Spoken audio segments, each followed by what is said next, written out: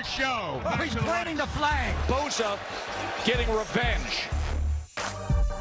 I was thinking, like, do I need to practice it? Is it going to look bad?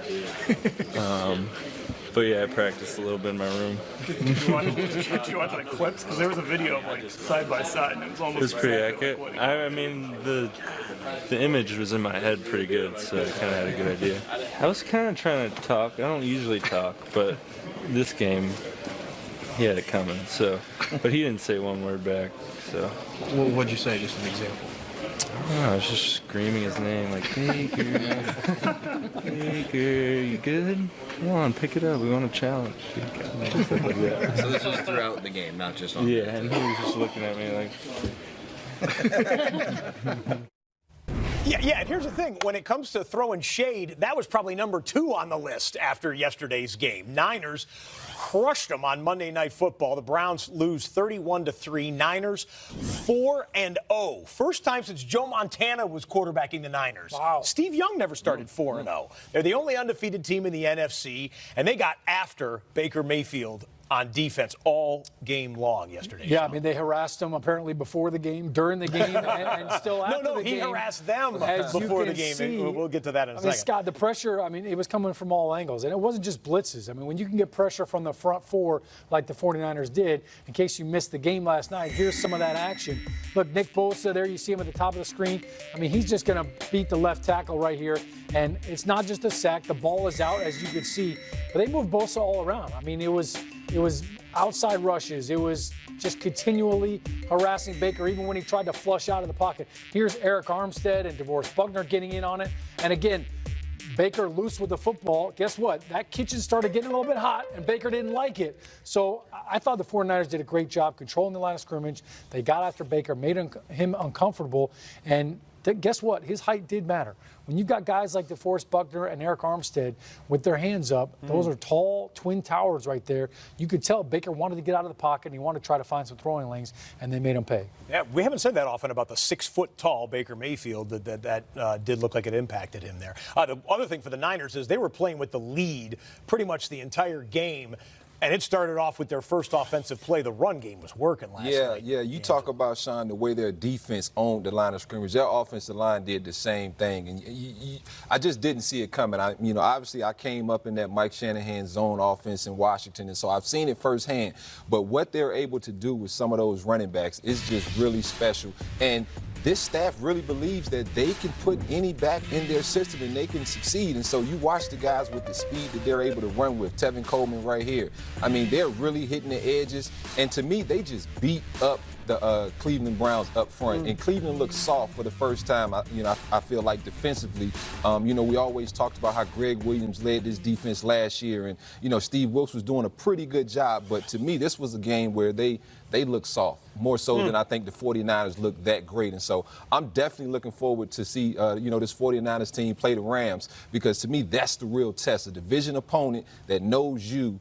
That to me is when I'll be able to tell if this 49ers team is for real or not. D'Angelo, the holes were gaping. But Scott, when you give up an 83-yard touchdown run on the very first play of the game, that tells me you weren't ready to play. And I don't know how. When you got people wearing watches, you know what time it is. But it's Monday Night Football. All right, it's prime time. The fact that you can let this happen and you're not ready to go, I mean, with all the hype and with all the excitement around the Cleveland Browns, to not be ready to go on the first snap, that to me, that was just as concerning as the way that they finished the game. By the way, Matt Breida on that run, Next Gen told us he went over 22 miles per hour. That's the new standard. You talk about a 4.3 40 or something. If you go to 22 miles per hour, the microchip in the shoulder pads measured it. That's the fastest touchdown run of the year. So that's the new standard. It's like 22 and a half he reached almost right as there. fast as your Tesla. When it's fully charged. Pretty quick. Meanwhile, Mr. Monday Night was held down in check by Richard Sherman. Odell Beckham Jr. had been fantastic on Monday Night Football. 9 games coming into last night. He had scored 8 touchdowns. Yesterday, he only had 2 catches, D-Hall. Yeah, he had 2 catches. And what this 49ers defense did is very similar to what Seattle Seahawks used to do.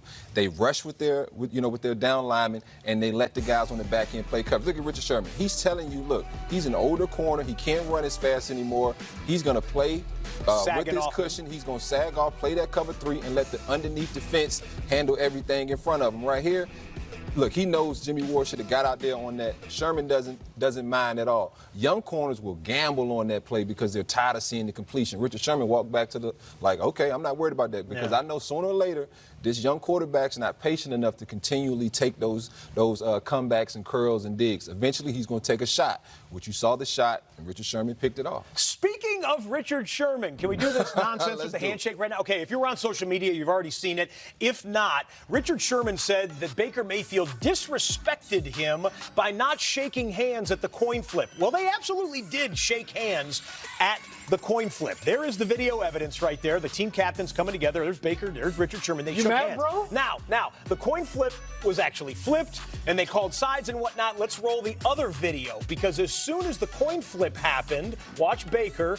okay, heads you win, da-da-da, and he's out of there. And I think that's what Richard Sherman said he was mad about, that he didn't shake his hand 20 seconds after he had just shaken his hand. And how do we break this down? I've been a guy to run out of there because I'm excited. If we're going on D, I'm pumped to run and tell the rest of the guys, we're on D, let's go, let's get fired up. And so for me, I think Richard Sherman is more so his feelings are hurt. He's an all-pro caliber player. You know, he has those credentials. So I think he's a little bit sensitive that, the young guy didn't come shake his hand more so than anything. This is much to do about nothing. Baker was clearly going to get his helmet because he was wearing a hat instead of bringing your helmet out there. Okay, but it was clearly foreshadowing as well, Scott. That was Baker leaving the pocket.